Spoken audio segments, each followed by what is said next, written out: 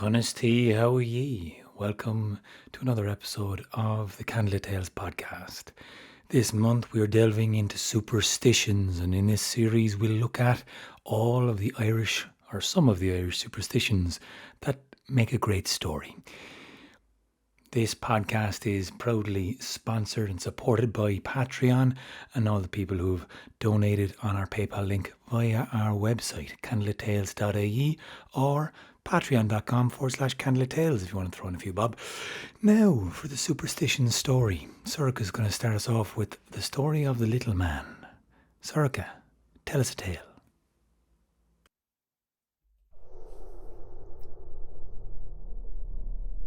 Billy McDaniel's main concern in life was very simple, but not very easy. A difficult problem indeed. And one that took up pretty much all of his time. And it was always the same problem. When he didn't have a drink in his hand, all his thoughts were bent on how he was going to get one there. And when he did have a drink in his hand, all his thoughts went to who was going to pay for it and why it wasn't going to be him. And as soon as there was no drink in his hand again, he would circle back to the first problem of how he was going to get another drink into his hand.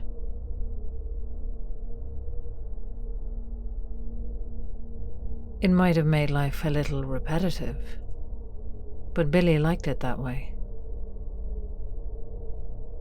Now there was one night when the problem, the eternal problem, had proved a little trickier to crack than usual.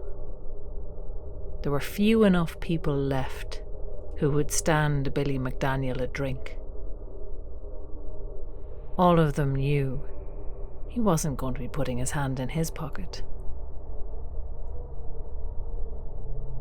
And Billy was beginning to despair.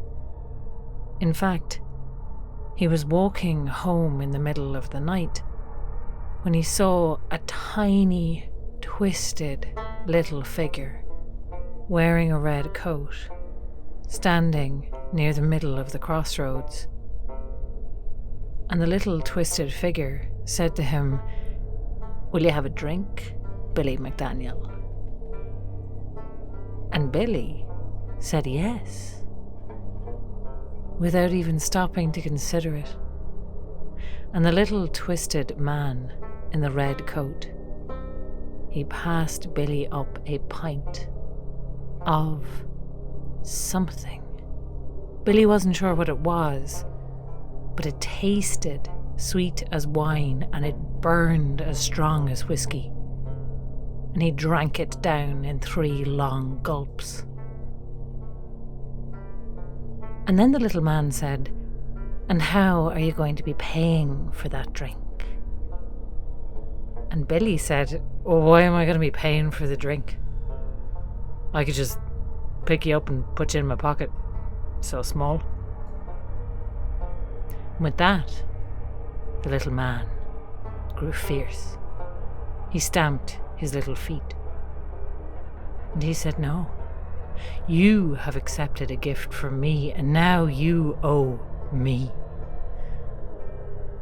You will be my servant for 7 years, and your service begins tomorrow night, and you will come and meet me at the 3-cornered field by the fort." And with that, the little man in the red coat vanished, and Billy was left standing on the road, feeling very much as if he had done something very stupid.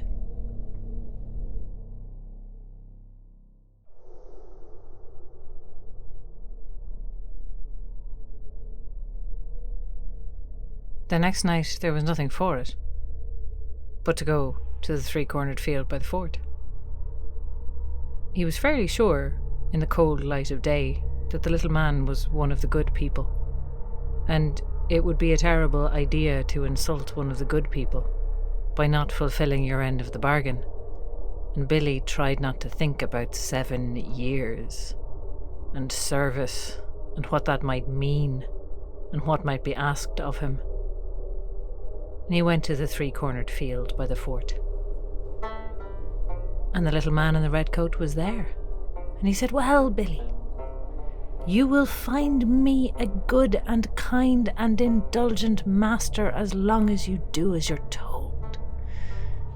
And your tasks will not be so hard as all that. And the first thing I want you to do is go and fetch the horses."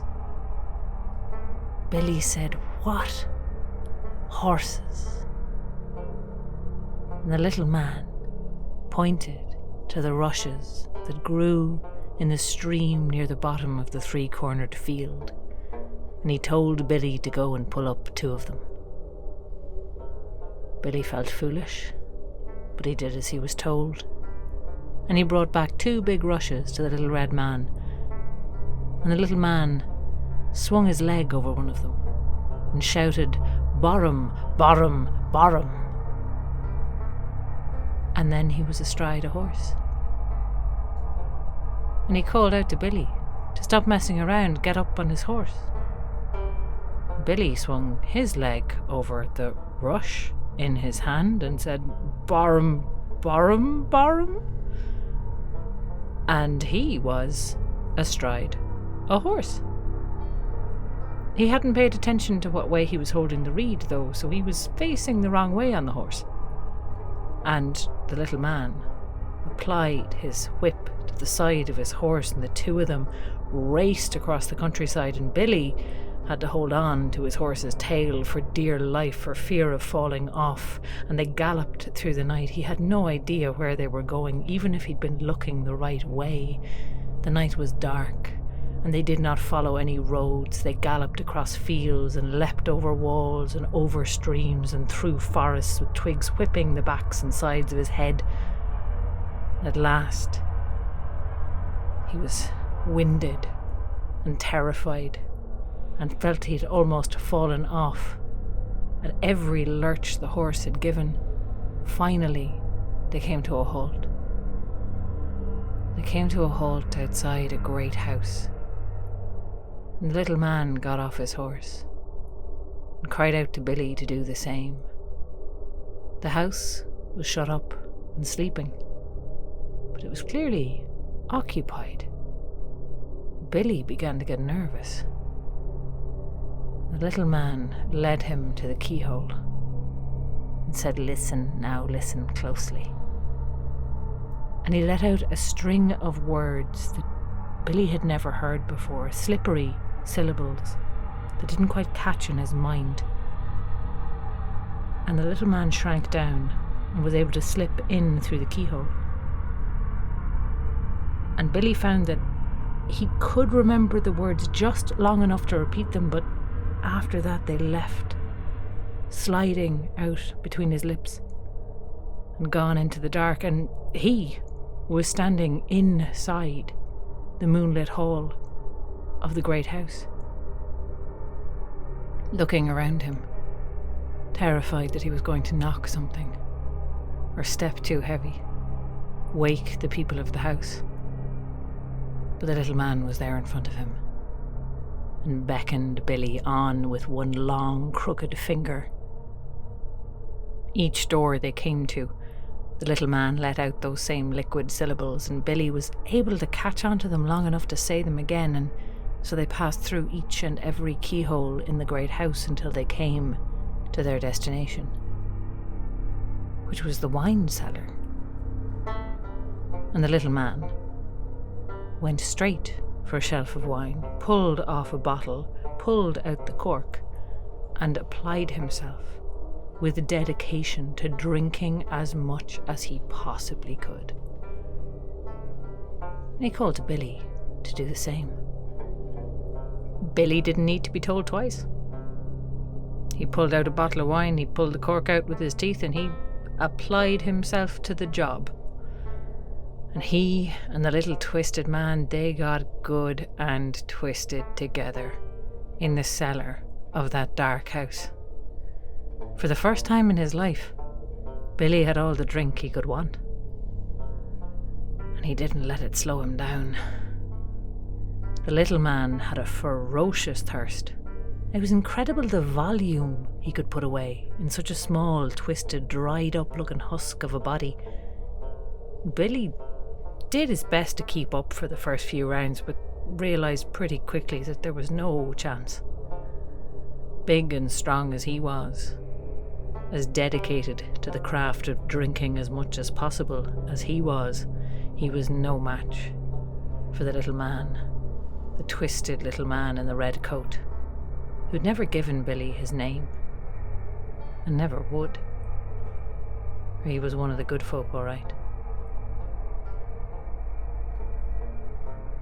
Now this became the rhythm of the nights of Billy McDaniel. Every night to the three-cornered field. Every night to pull up 2 rushes. Every night to cry "Borum, borum, borum," so that the rushes turned into horses. Every night to gallop to some new place. Fine manor houses and stately homes and even castles. They found their way into the wine cellars of all of them. Billy got to know the taste of the wines of all the great houses in Ireland, better than any butler ever would. And he had what had until this time in his life been his fondest wish. He had all he could drink, every night. And he found, strangely, that he was not as content as he might have imagined. Sitting in those dark, gloomy cellars, with that strange, twisted little figure, drinking steadily, gulping back fine wines and strong brandies and ports, the wealth of it trickling down their throats. But there was little enough conversation between them. What had they to talk about? There were no stories told, there was no music playing, there was no laughter. And by day, Billy slept most of the day, but when he did chance to see another human soul, he felt as if there was a distance between him and them, as if he was standing on the edge of a great gulf, and they were far away on the other side. What could he tell them? How could he tell them? "How are you, Billy?" "Grand, yeah, just running around with my magical fairy boss, drinking wine out of cellars that I stole, that I'd be hanged if anyone found out about, but nobody will, because we're getting in by magic, and getting there by riding on reeds that we turns into horses, with a magic word that doesn't work in the daytime, unless the little man is there. Apparently, tried it. No one would believe him. They'd think he was mad. He felt like he might be mad, with no one there to tell him otherwise. No company, really, except for the strange, twisted little old man. But he went on in this way for some time. His nights filled with drinking, his days filled with nothing but waiting for the night and the drinking to start again. And then one day, or one night, in the three-cornered field, well, the little fellow was in high spirits. And he said to Billy, "It's my birthday. I'm 1,000 years old." And Billy said, "Congratulations." And the little man said, "I mean to celebrate." Now, they'd been celebrating, as far as Billy could tell, for well over a year at this point. So he wasn't sure what the little fella had in mind. But he was soon enlightened. There's a wedding feast. There's a wedding feast going on this night, and the bride bride, she's not well protected. She's going to be my bride. We're going to go, we're going to wait for the moment, and then we're going to take her. And then, well, there'll be 3 of us, meeting each night in the 3-cornered field. Maybe she can fetch the horses, give you a little rest, find a little wife for myself.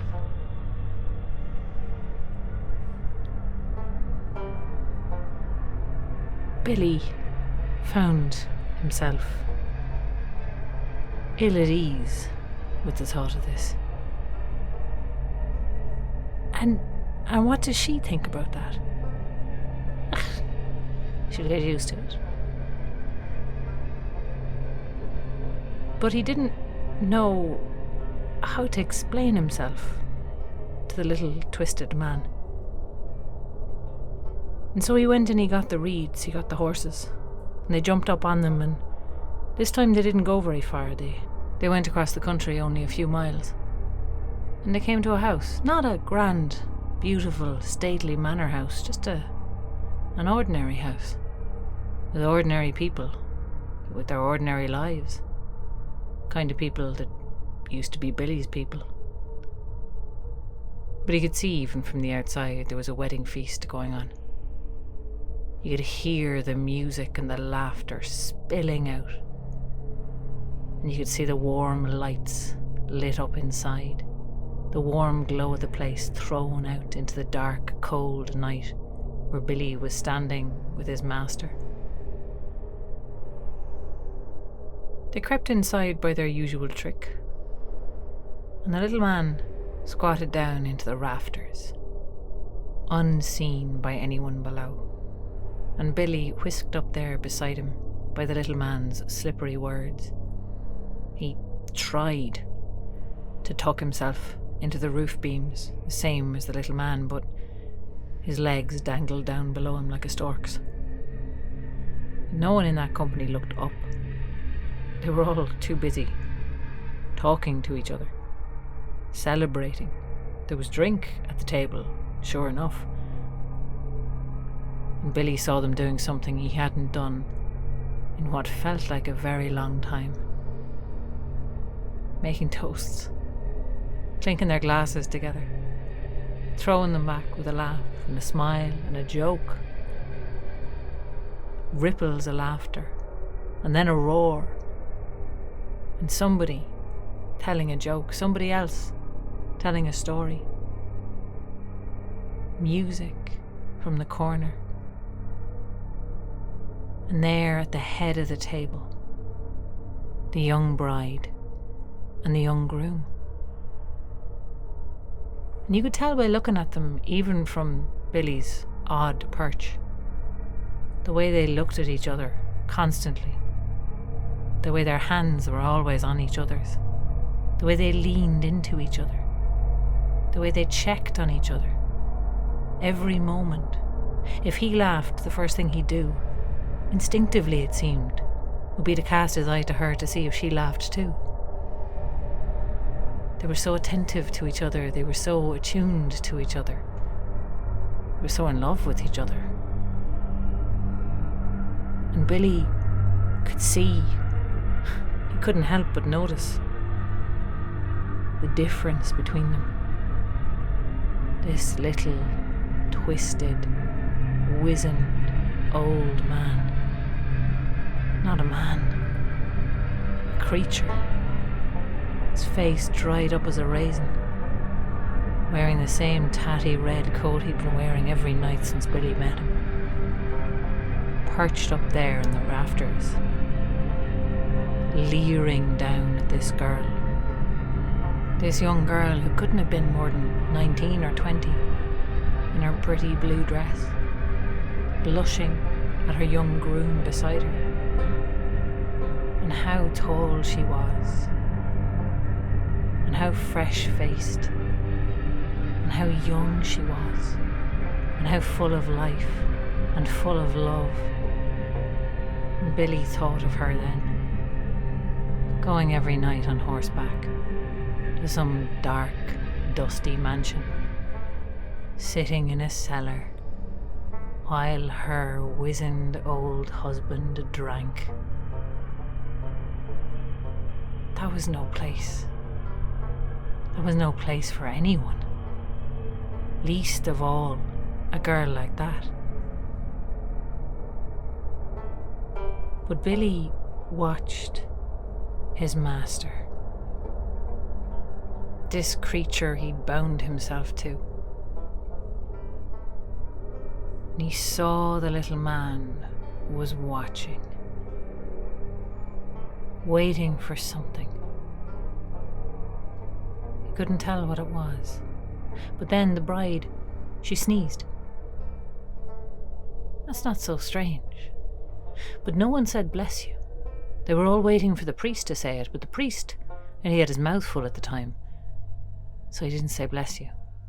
Nobody wanted to say it before the priest could say it, and then the moment passed. Something else happened. Their attention was distracted. And the little man perked right up, sat right forward. And a little while later, well, there was a bit of a commotion. The fiddler was kicking up a great tune, and everyone was laughing and clapping along, and the bride, she sneezed again, but it was such a little chee of a sneeze. Nobody noticed. Nobody said, bless you. The little man leaned forward, eager now. Once more, and I'll have her. Billy watched in horror.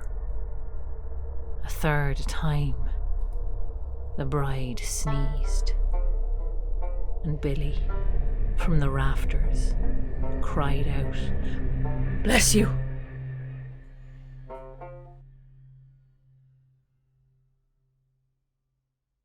The music stopped playing. Everyone looked up in astonishment to see a man and another little wizened man perched up in the rafters, watching the feast. The little man cursed at Billy. You've robbed me, Billy McDaniel, and I tell you now, you'll get no good of it. No drop of drink will pass your lips from this day to the day you die. And with that, the little man vanished.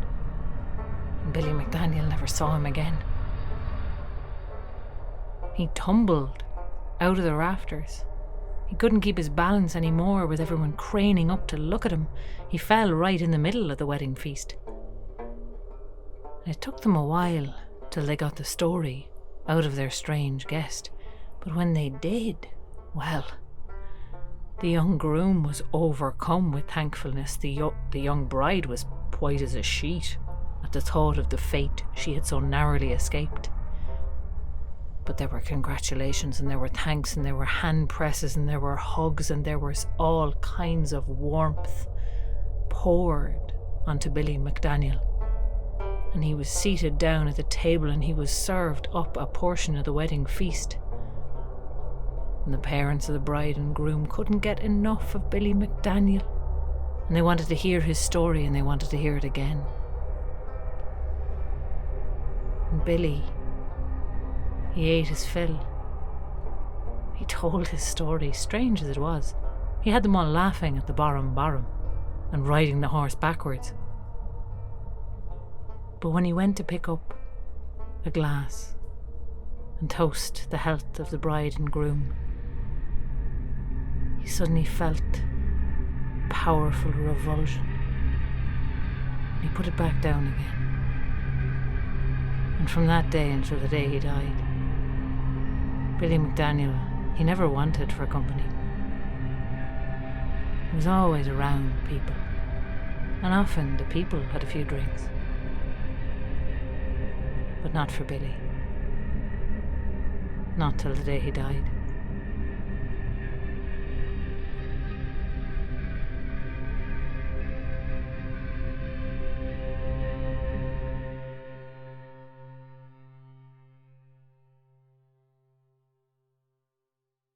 An Gurav Mila Mahagat Sorcha, Thank you for listening, and I hope you enjoyed this story of the little man. If you want to know where Sorcha got that story, the links are below, and we'll be talking about this show and this story and the rest of the season stories in the post-show chat. That'll be coming out on the 31st as a special. We linked up with Anthony Murphy from Mythical Ireland, and we're really looking forward to sharing that chat with you very soon. Now we'll be having more stories. Bridget Cleary coming next, and another story of the Banshee, all before Aniahona.